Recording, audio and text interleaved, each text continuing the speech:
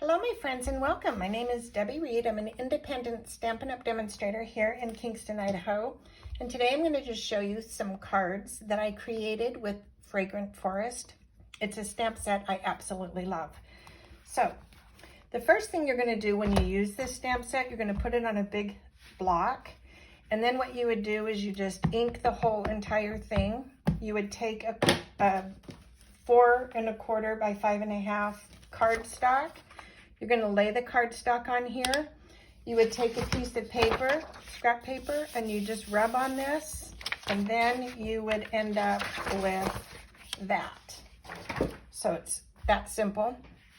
I didn't do the whole inking thing right now because I'm just showing you what this stamp set can do.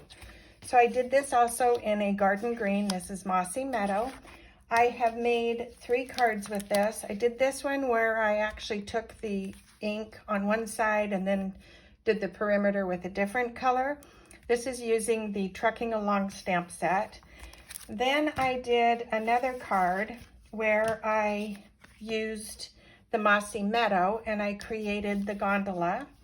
And then I also took the Mossy Meadow and I created this one with the moose. I will be showing you how I created these 2 cards next month, but this card is super simple. You would just take a tree from any other stamp set that you have. I created these from an old stamp set that is one that had, let me see if I can find it. I did.